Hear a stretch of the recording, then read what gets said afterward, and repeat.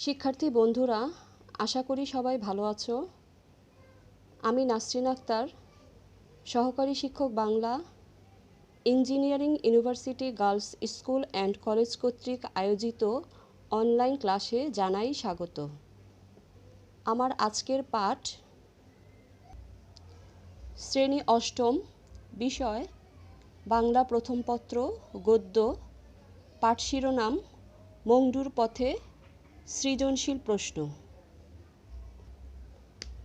শিক্ষার্থীরা, গত ক্লাসে মংডুর পথে ভ্রমণ কাহিনীর লেখক পরিচিতি ও মূল বক্তব্য আলোচনা করেছি। তোমাদের জন্য বাড়ির কাজ ছিল, আশা করি সবাই করেছ। যেহেতু আমাদের আজকের পাঠে মংডুর পথে ভ্রমণ কাহিনী সৃজনশীল প্রশ্নের উত্তর আলোচনা, তাই সৃজনশীল প্রশ্নের উত্তর অনুশীলনের জন্য মংডুর পথে ভ্রমণ কাহিনীটিতে লেখক বিপ্রদাস বড়ুয়া কোন কোন দিক তুলে ধরেছেন আমরা একটু জেনে নেই। লেখক 2001 সালে 24শে মে মিয়ানমারে ভ্রমণ করতে গিয়েছিলেন। আমাদের পূর্ব দিকের প্রতিবেশী দেশ মিয়ানমার, সেই দেশ ভ্রমণের ফলে লেখক যেসব অভিজ্ঞতা লাভ করেন তার কিছু বিবরণ মংডুর পথে ভ্রমণ কাহিনীতে পরিবেশিত হয়েছে। মিয়ানমারের পশ্চিম সীমান্তের শহর হচ্ছে মংডু। এই মংডু শহর দিয়ে লেখকের ওই দেশ সফর শুরু হয়েছিল। প্রতিবেশী দেশ মিয়ানমার ভ্রমণের ফলে আমরা লেখকের ভ্রমণ বৃত্তান্ত জানতে পারি। লেখক নিজে একজন বাঙালি, তাই তিনি কখনো সেখানকার সাংস্কৃতিক সাদৃশ্য, কখনো বা বৈসাদৃশ্য তুলে ধরেছেন। মংডুর মানুষের পোশাক পরিচ্ছদ, খাদ্যাভ্যাস, ব্যবসায় বাণিজ্য সম্পর্কে একটি ধারণা এই ভ্রমণ কাহিনী থেকে পাওয়া যায়। ধর্মীয় সহাবস্থান অর্থাৎ মংডুতে বসবাসরত বিভিন্ন ধর্মের লোক সম্পর্কেও পরিচয় আছে এতে। নারী স্বাধীনতা অর্থাৎ সেখানকার মেয়েরা অনেকটা স্বাধীনভাবে ব্যবসায় বাণিজ্য করে। একসময় মংডু ছিল আরাকান নামের এক স্বাধীন দেশের অংশ। আরাকানে ছিল মুসলমানদের শাসন। মিয়ানমারে বৌদ্ধ ধর্মের প্রাধান্য থাকলেও মুসলমানদের বসবাসও লক্ষ্য করা যায়। শিক্ষার্থীরা, তোমাদের জন্য মংডুর পথে ভ্রমণ কাহিনীটি থেকে কিছু গুরুত্বপূর্ণ উক্তি তুলে ধরা হলো, যা সৃজনশীল প্রশ্নের অনুধাবনমূলক প্রশ্ন হিসেবে আসতে পারে। উক্তিগুলো হচ্ছে, প্রথম উক্তিটি তোমরা দেখো, মিয়ানমারের অর্থাৎ বার্মার সীমান্ত শহর মংডুর পথে নেমে আমার মুখ, চোখ, কান ও হৃদয় অচেনা আবেগে উপচে পড়ল। এখানে আমার বলতে তোমরা বুঝতে পারছো কাকে বোঝানো হচ্ছে? অবশ্যই লেখককে বোঝানো হচ্ছে। মিয়ানমার বাংলাদেশের পার্শ্ববর্তী একটি দেশ এবং মংডু সে দেশের সীমান্তবর্তী একটি শহর। এই শহরের বা মিয়ানমারের সাথে আমাদের দেশের মানুষের একটা সম্পর্ক রয়েছে। তারপরও মিয়ানমারের সম্পূর্ণ আলাদা সংস্কৃতি, একটি জাতি। এই নতুনত্বকে জানতে পারবে এইরূপ অনুভূতির কারণেই লেখকের হৃদয়ে আবেগে উপচে পড়ল। পরের উক্তিটি, তারা নিজেদের বসতির জায়গাকে ব্যান্ডেল বলতো। এখানে তারা বলতে পর্তুগিজদের বোঝানো হয়েছে। ব্রিটিশ যুগ শুরু হওয়ার প্রায় 100 বছর পূর্বে পর্তুগিজরা চট্টগ্রামে এসে বসতি স্থাপন করে। তারা এখানে এসে যে স্থানে স্থায়ীভাবে বসবাস করত সেই স্থানকে তারা ব্যান্ডেল বলতো। অর্থাৎ চট্টগ্রামে পর্তুগিজদের বসতির স্থানকে ব্যান্ডেল বলা হয়। শুল্ক দফতর থেকে ছাড়া পেয়ে খাঁচা ছাড়া পাখির মতো উড়াল দিলাম। এখানেও লেখকের কথা বলা হয়েছে। লেখক বিপ্রদাস বড়ুয়া ভ্রমণের জন্য মিয়ানমারের মংডু যান। সেখানে যাওয়ার পথে তিনি ও তার সঙ্গীরা শুল্ক দফতরের জিজ্ঞাসকদের সম্মুখীন হন। জিজ্ঞাসাবাদ শেষে শুল্ক দফতর থেকে ছাড়া পাওয়ার পরপরই লেখকের মন খাঁচা ছাড়া পাখির মতো উড়তে চায়। একসময় আরাকান বার্মা থেকে আলাদা স্বাধীন রাজ্য ছিল। এই উক্তিটিতে বোঝানো হয়েছে আরাকান একটি স্বাধীন রাজ্য ছিল যার রাজধানী ছিল ম্রাউক-উ। আরাকান রাজ্যটি বর্তমানে মিয়ানমারে পড়েছে। একসময় এ রাজ্যের পরিধি ছিল উত্তরে ফেনী নদী থেকে আন্দামান সাগরের কাছাকাছি পুরো বঙ্গোপসাগর উপকূল পর্যন্ত। সেখানে মুসলিম শাসকগণ শাসন করতেন। আরাকান রাজ্যের রাজ্যসভায় দৌলত কাজী ও আলাওলের মতো গুণী ব্যক্তিগণ সাহিত্য চর্চা করতেন। ওদের বয়স শতাব্দী বা তারও বেশি। এখানে ওদের বলতে মিয়ানমারের গাছের কথা বলা হয়েছে, যে মন্ডুর কিছু গাছ ব্রিটিশ আমলের। ওদের বয়স শতাব্দী বা তারও বেশি। বৃষ্টিশিরীষ, তেঁতুল এবং একটু কম বয়সী নারকেল গাছ আছে, কাঠগোলাপ ও সোনালু। মিয়ানমারের সর্বত্রই নারকেল গাছ রয়েছে। লুঙ্গি, ফুঙ্গি ও প্যাগোডা এই তিন নিয়ে মিয়ানমার। এই উক্তিটিতে বলা হয়েছে মিয়ানমারের নারী পুরুষ সবাই লুঙ্গি পরে। মেয়েরা লুঙ্গির সাথে ব্লাউজ পরে আর পুরুষেরা লুঙ্গির সাথে জামা পরে। ফুঙ্গি হলো বৌদ্ধ ভিক্ষু। তাদের পেশা হলো ভিক্ষা করা এবং ধর্মপ্রচার করা। আর প্যাগোডা হলো বৌদ্ধদের প্রার্থনার স্থান। মিয়ানমারে এগুলো বেশি রয়েছে এবং বেশি দেখা যায়, তাই এই উক্তিটি বলা হয়েছে। ভিক্ষাই তাদের জীবিকা। এখানে তাদের বলতে ভিক্ষু বা ফুঙ্গিদের কথা বলা হয়েছে। ভিক্ষুরা বৌদ্ধ ধর্মাবলম্বী মানুষ। তারা ভিক্ষা করেই তাদের জীবিকা নির্বাহ করে। তারা সকালে খালি পায়ে ভিক্ষা করতে বের হয়। বাসের চালে, পথে ঘাটে সর্বত্র ফুঙ্গিদের দেখা যায়। ভিক্ষা ছাড়া ভিক্ষু বা ফুঙ্গিদের চলবে না। অন্যান্য ভিক্ষু বা ফুঙ্গি সম্পর্কেই বলা হয়েছে যে ভিক্ষাই তাদের জীবিকা। মহিলারা চিরস্বাধীন। এখানে মংডুর মহিলাদের কথা বলা হয়েছে। মিয়ানমার মাতৃপ্রধান দেশ, তাই মংডুর মহিলারা প্রকৃতপক্ষে নিজেরাই সব কিছুতে কর্তৃত্ব আরোপ করে থাকে। তারা রান্নাবান্না থেকে শুরু করে দোকান চালানো, বেচাকেনা সমস্ত কিছু নিজেরাই করে। তারা পুরুষের আওতার মধ্যে সীমাবদ্ধভাবে জীবনযাপন করে না, তাই বলা হয়েছে মংডুর মহিলাদের চির স্বাধীন। পথে পথে মিয়ানমারের রঙিলা যুবতী তরুণীরা, এখানে বোঝানো হয়েছে মিয়ানমারের উৎসবমুখর অবস্থাকে।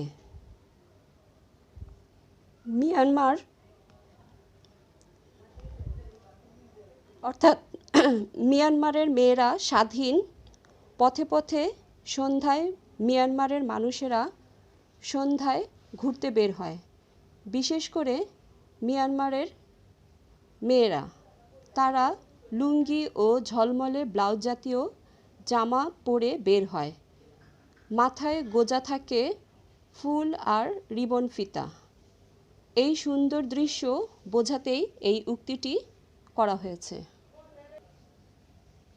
সর্বশেষ উক্তিটি হচ্ছে, তাহলে কি করে দেশের সব মানুষের সঙ্গে আমার সখ্য নিবিড় হবে? এই উক্তিটিতে বোঝানো হয়েছে, আমাদের দেশের পাহাড়ি অঞ্চলে বিভিন্ন জাতি ও উপজাতি বসবাস করে। তেমনি একটি জাতি রাখাইন, যারা কক্সবাজার ও পটুয়াখালী অঞ্চলে বসবাস করে। মংডুতে ঘুরতে গিয়ে এইরূপ জাতির সঙ্গে লেখকের যখন পরিচয় হয়, তখন তাদের ভাষা, খাদ্যাভ্যাস, আচার-আচরণ বুঝতে না পেরে লেখকের মনে এই অনুভূতি সৃষ্টি হয়েছে। শিক্ষার্থীরা, তোমরা জানো সৃজনশীল প্রশ্নের উত্তর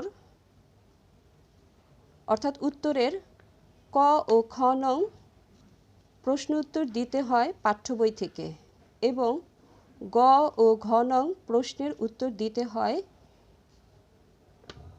নিজস্ব ধ্যান ধারণা থেকে এবং পাঠ্য বইয়ের সহায়তায়। তাই মংডুর পথে ভ্রমণ কাহিনীটি থেকে কী ধরনের সৃজনশীল প্রশ্ন হতে পারে তার কিছু ধারণা তোমাদের দেওয়া হলো।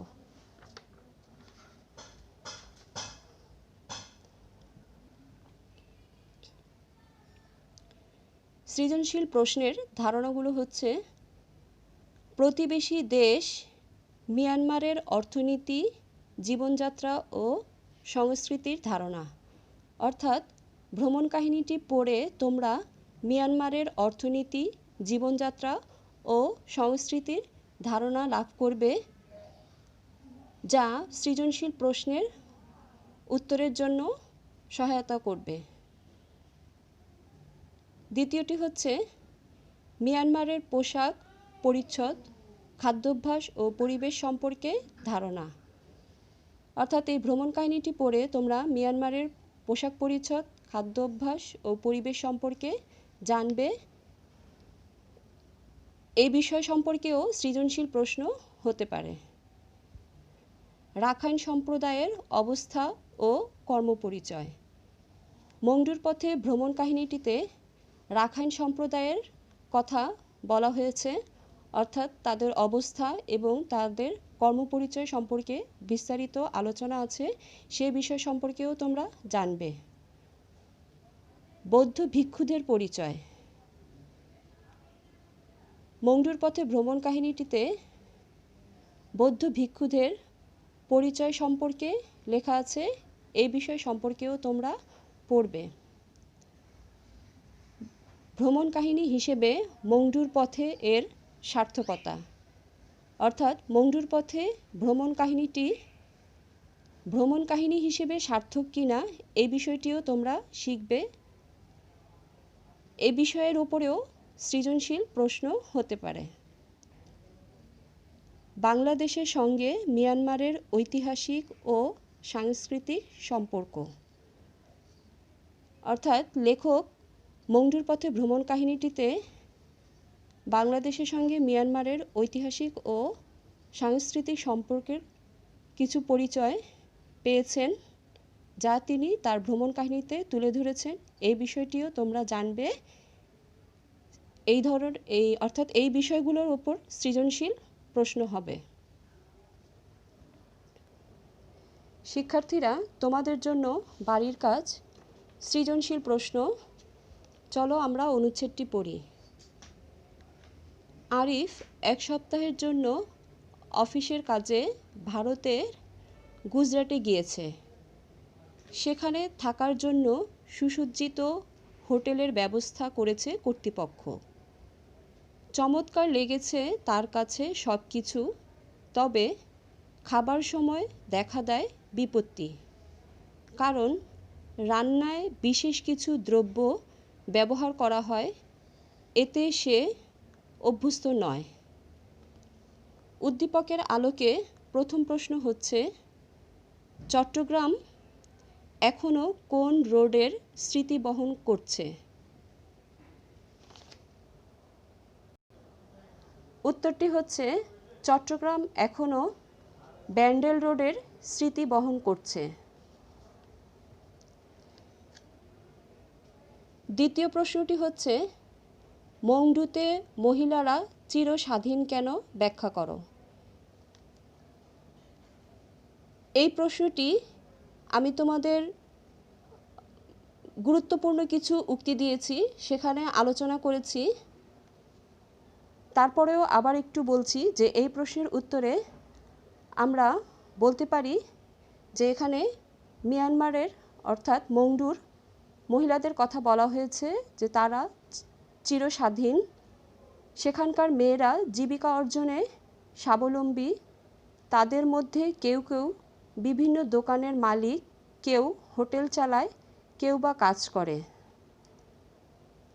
তারা পোশাক ও চলাফেরাতেও অত্যন্ত সাবলীল ও স্বাধীন।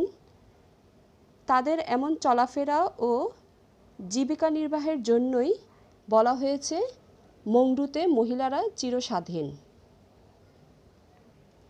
তৃতীয় প্রশ্নটি হচ্ছে, আরিফের সাথে মংডুর পথে ভ্রমণ কাহিনীর লেখকের অভিজ্ঞতার বৈসাদৃশ্য ব্যাখ্যা করো। উদ্দীপকে আমরা দেখেছি উদ্দীপকের আরিফ সাহেব অফিসের কাজে গুজরাটে গিয়ে তেমন কোনো অভিজ্ঞতা অর্জন না করলেও মংডুর পথে ভ্রমণ কাহিনীর লেখক অনেক অভিজ্ঞতা অর্জন করেছেন, অর্থাৎ এই দিক থেকে তাদের মধ্যে বৈসাদৃশ্য রয়েছে। উদ্দীপকে আমরা দেখতে পাই আরিফ গুজরাটে গিয়েছে অফিসের কাজের জন্য। সেখানে থাকার জন্য তাকে সুসজ্জিত হোটেল দেওয়া হলেও খাবার নিয়ে সে সমস্যায় পড়ে। কারণ গুজরাটের খাবারে ব্যবহৃত বিশেষ কিছু দ্রব্যে সে অভ্যস্ত নয়।